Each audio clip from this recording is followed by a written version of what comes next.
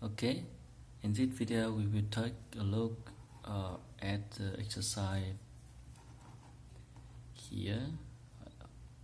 In the previous video we already look at it, so in here we do the same thing, but because with different code, some students believe that they can achieve the expected result here, immediate response to the button pressing by just using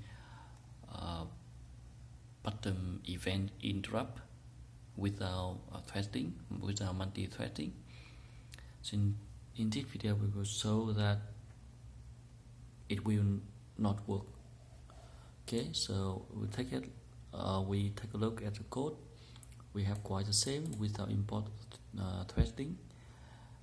Some LED. We have two callback function. We remove all the multi-threading function, and in here, instead of calling threading, we will just run the LED. Same, we have for the name thread here is not actually thread. Okay, it's some flag for me to know that we are in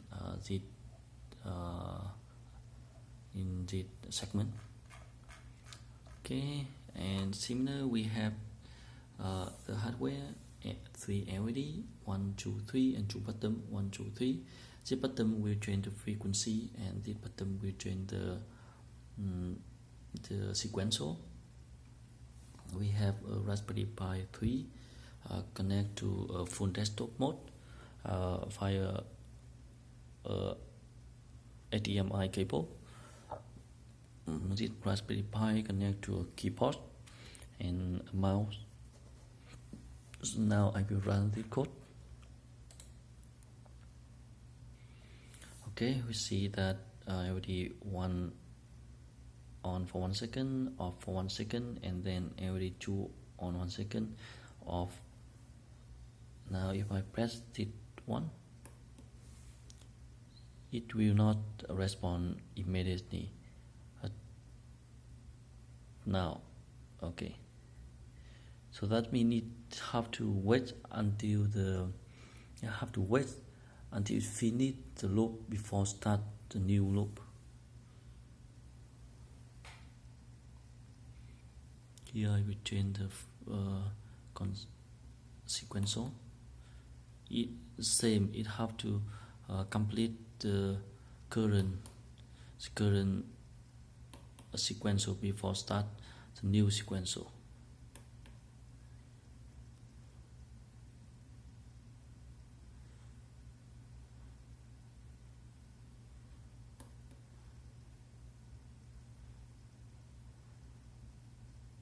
Now it follows the new command.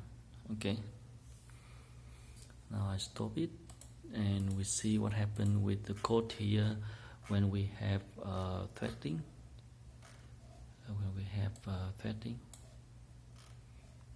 Similar, we have two callback function. Here we have to import threading and threading 1. Similar, threading 2, only different is it part. Okay, threading 3, threading 4. Okay, and here we will start threading. So the key here is this Y.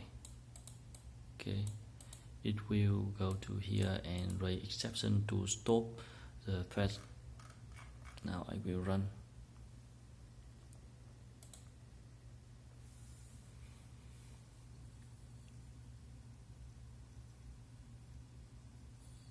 Now if I start, it will not wait.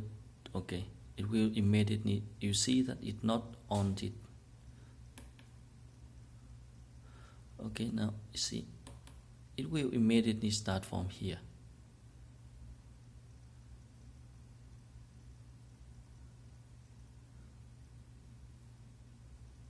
Okay, there one thing here, and I noticed the joint here.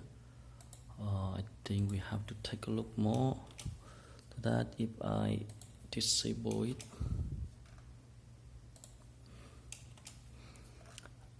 think when you work you have to check more.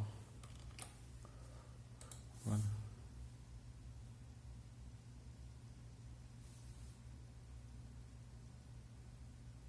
Press.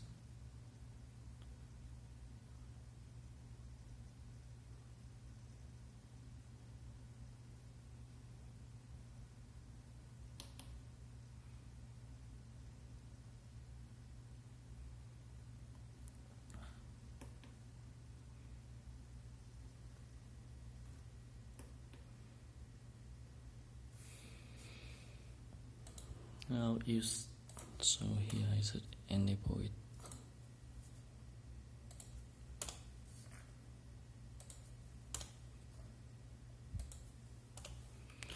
And please notice that I have all of it in the main loop, in the main function, not in the main function, not in the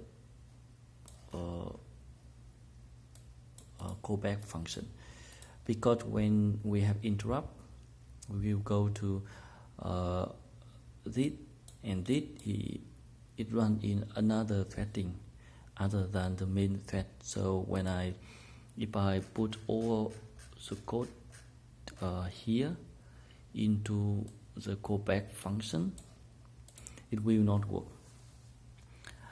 It will run, but when I press the button, it will not detect my pressing, so it will not run.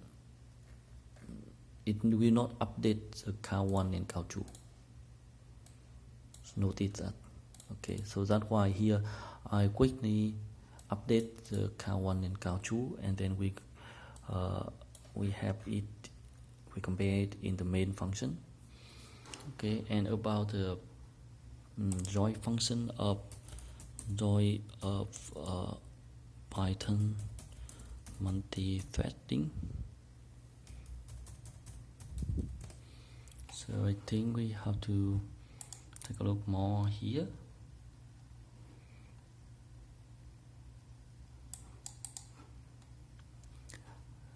There are few reasons for the main thread or any other thread to join other threads. A thread may have created or holding locking some resources. The join calling thread may be able to clear the resources on its behalf. Join is natural blocking code for the join calling thread to continue after the call thread has terminated. If a Python program does not join other threads, the Python interpreter will still join non-daemon thread on its behalf.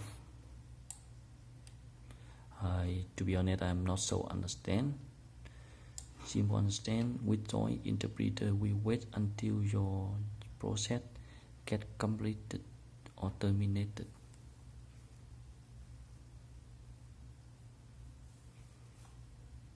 Without join interpreter gone wait until process get terminated. So take a look here. Join done, wait for 10 seconds, done. It's not so done.